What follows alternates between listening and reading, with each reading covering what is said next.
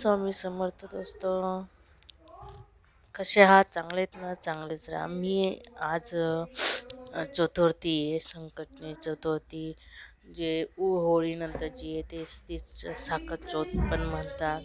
तर आमच्याकडं पूजा केली जाते. तर मी इथं ना पुरणाच्या स्वयंपाकाची तयारी करते. जवळजवळ 4 वाजले. मी इथं ना दिवसभर मी काहीच व्हिडिओ बनवलेला नाही आहे. इथं माझं पुरण पण शिजून गेलेलं आहे आणि त्यानंतर मी इथं खिरीचं पण तांदूळ बारीक करून घेतलेले आहेत आणि एक गरम मी चहा पण करते. कारण की ते ड्युटीवरून आले मग मी त्यांच्यासाठी चहा बनवते. आधी त्यांना बिगर शुगरचा चहा बनवला, म्हणजे बिगर साखरचा चहा बनवल्यानंतर मग मी आणि रोहनसाठी माझ्यासाठी साखरचा चहा बनवते. तर मग मी आता त्यांना आधी चहा देऊन येते, नंतर आमचा चहा बनवेल. आणि त्यानंतर मग ना खूप म्हणजे तरी काही नाही, मी लवकर इकडे बस ना. पूजेला लागली होती. तिथे रस्ता स्वयंपाकाला खूप लवकर रस्त्यात लागून बस गेलेली नाही. होती. माझा रस्सा 4 वाजेपर्यंत रस्सा होऊन गेला होता, पुरण शिजून गेलं होतं आणि खिरीचं पण माझं तयार होतं. आणि मी एकडे कणिक पण भिजवून ठेवून दिलेली होती, म्हणजे ती मोडली. कणिक पुरणाचं कधीही करताना कणिक आधी भिजवून ठेवून द्यायची, म्हणजे ती जेवढी चांगली मुरली तेवढी ती चांगली चव देते. तर त्यानंतर मग मी आमच्या दोघांचा चहा केला आणि त्यानंतर आम्ही दोघांनी चहा पिला आणि चहानंतर मग मी पोळ्या करायला लागले. पोळ्या करायच्या आधी रोहन तर मला पुरण बारीक करून देतोय. आमची डिश चाळणी आहे, चाळणीने तो मला बारीक करून देतो आहे. आणि त्यानंतर मग दुसरीकडं मी पोळ्या बनवते. म्हणजे तो एकडं चाळत गेला, मी एकडं पोळ्या करत गेली. आणि कारण की ना उशीर नको व्हायला म्हणून मग मी पटपट तयार केली. कारण की ना 8 वाजेपर्यंत मला तयार करायचं होतं. तसं चंद्राचा टायमिंग 9चा होता, पण मग नंतर मी 4 वाजताच करून घेतलं होतं. आणि लवकर तरी मला 7 वाजले होते पूजा वगैरे मांडत वगैरे. आणि त्यानंतर मग पूजा नंतर मग पोळ्या वगैरे करून मग मी खीर भात आणि तळण काढलं आणि हे बाकीचं केलं. त्यानंतर मग मी बाकी केलं. हे बघा, तुम्ही बघू शकता पोळ्या खूप, म्हणजे माझ्या खूप छान पोळ्या आल्यात. मी एक 40 पोळी बनवते. तुम्ही बघू शकता खूप सुंदर अशा पोळ्या आल्या माझ्या. आणि तुम्हाला थोडंसं कॅमेरा माझा हे दिसत असेल, पण मग ना नाईलाज होता, कारण की ना कॅमेरा सेटच होत नव्हता. मी प्रयत्न केला, तर जाऊ दे आता जसं येईल तसं म्हणतं. कारण की सेट व्हायला थोडंसं हेच होत होतं. आणि त्यानंतर मग माझ्या इथं पोळ्या मी करायला लागून गेलेली होती. आणि मला पोळ्या करायला वेळ नाही लागत, कारण की खूप पटकन होऊन जातं. कारण की एक चाळी पोळी करायची म्हटली का पटपट होऊन जातं. आणि तुम्ही कणिक आधी चांगलं मोडून ठेवलं ना तर खूप छान पोळ्या येतात आणि त्याचे चव बी येते. आणि पुरण पण चांगलं असलं ना पोळ्या पटापट होतात, काही वेळ लागत नाही आहे. आणि त्यानंतर मग मी माझी ही पोळी लाटली गेली आणि मी आता ती शिजून घेईल. म्हणून शिजवायला पण मी तूपचा वापर करते, तेलचा नाही करत. जवळजवळ कमी तूप वापरून करते. आणि रोहनसाठी जास्त तुपाच्या करते. अशा आमच्या 2 प्रकारच्या पोळ्या असतात. जास्त करून रोहन पण आता कमी तुपाच्या करतो, खाऊन घेतो, पण मग काही हरकत नसते. आता हे त्यानंतर मग मी पोळ्या वगैरे करून घेतल्या. आणि त्यानंतर मग बाकीचं फराळाचे, म्हणजे बाकी स्वयंपाकाची मी तयारी केली. इथं बघू शकता मी तूप लावते तव्याला. आधी तूप लावून घेतलं, त्याच्यावर नंतर मग पोळी त्याच्यावर टाकली आणि पोळी मी चांगली शिजून घेतली. आणि पोळी माझी खूप सुंदर येते. मी असं म्हणत नाही की, पण मग खूप सुंदर अशी पोळी येते माझी.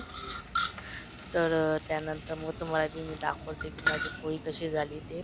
हे बघा, ह्या पद्धतीने माझी पोळी झाली, खूप सुंदर झाली आणि खूप छान अशी पोळी आली. त्यानंतर मग मी आता दुसरी पोळी करायला घेतलेली.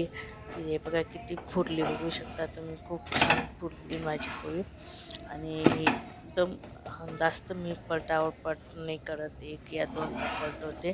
माझी पोळी लगेच तयार होऊन जाते, कारण की मी एक साईड पूर्ण शिजून घेते ना मग दुसरी साईडला. हे बघा, तुम्ही बघू शकता किती छान पोळी आली. आता चला मग दुसरी पोळी तयार करून घेऊ आणि त्यानंतर मग बाकीचं स्वयंपाकाला करू. आता मी परत दुसरा गोळा घेतला.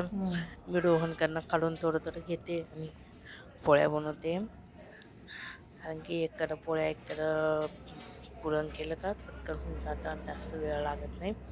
आणि ह्या पद्धतीने बघा तुम्ही बघू शकता माझ्या पोळ्या खूप सुंदर अशा झालेल्या आहेत.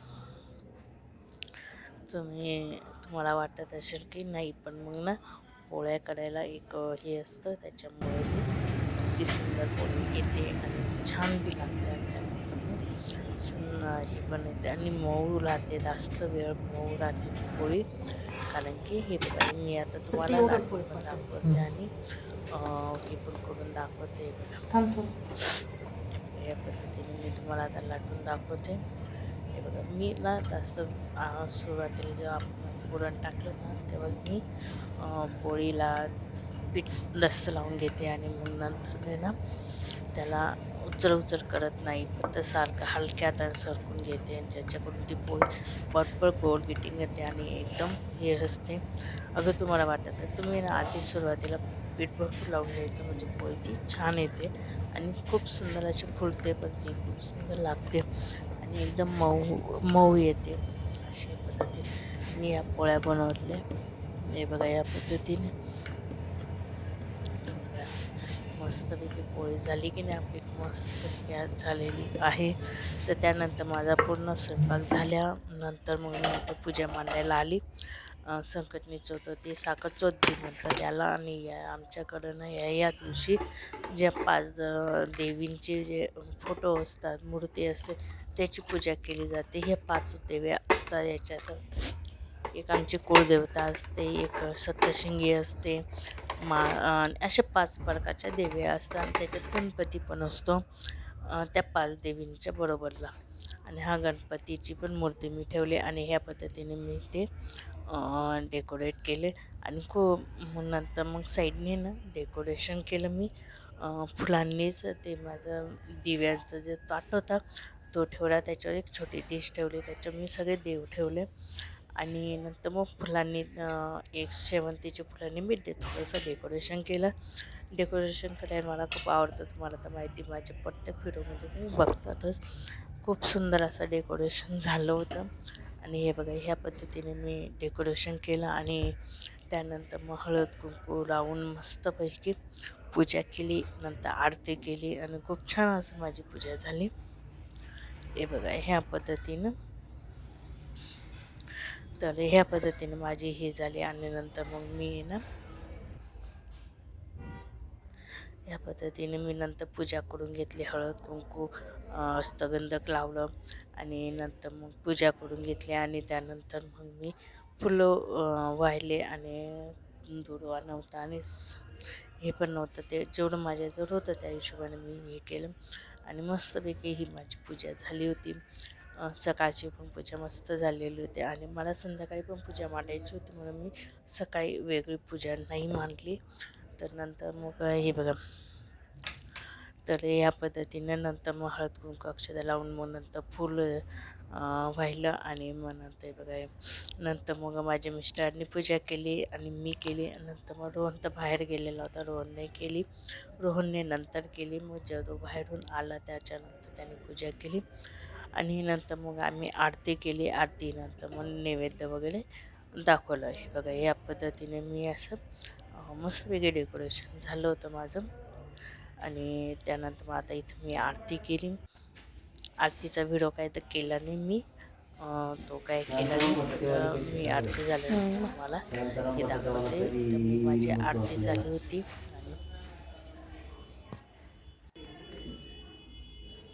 आणि त्यानंतर मग आरती झाल्यानंतर मग मी परत खालच्या रूममध्ये आले आणि नैवेद्याचं थाट तयार केलं. हे बघा खूप सुंदर असं डेकोरेशन झालं आणि तुम्ही बघू शकता किती छान वाटतंय ते. हे बघा ह्या पद्धतीने. आणि नंतर मग मी खाली येऊन मग मी परत नैवेद्याचं ताट वगैरे केलं. इथं भात घेतलं, सार, खीर आणि पापड, कुर्लई, भजी मी नाही खाल्ली होती. पापड, कुर्लई आणि त्यानंतर पोळी. आमच्याकडं पोळी ना 3.5 पोळी ठेवली जाते. आता इथं मी ठेवते आणि तीच नैवेद्य म्हणून सगळ्यांनी खायची असते, ती लगेच संपवायची असते, ती ठेवायची नसते. इथं 2 ही 3 आणि नंतर 8 ते परत असे 3.5 पोळी ठेवली जाते. आणि या पद्धतीने माझा हा नैवेद्याचा ताट तयार आहे. तर चला मग आता वरती परत जाऊ आणि नैवेद्य दाखवून देऊया. तर मग मी नंतर परत वरती आली आणि हा नैवेद्य मी दाखवला देवाला. देवाला माझा नैवेद्य दाखवला आणि खूप सुंदर अशी पूजा वगैरे झाली. आणि त्यानंतर आम्ही नैवेद्य दाखवल्यानंतर आम्ही जेवणं केले. आम्ही तिघांनी जेवणं केले. जेवणानंतर मग तो काही व्हिडिओ केला नाही मी. नंतर जेवणं केले. तर मग हा साखरचोथचा व्हिडिओ तुम्हाला कसा वाटला मला कमेंट करून नक्की सांगा. आवडला असेल तर लाईक, शेअर आणि माझ्या चॅनल सबस्क्राईब नक्की करा. पुन्हा भेटूया पुढच्या व्हिडिओमध्ये. तोपर्यंत बाय. श्री स्वामी समर्थ.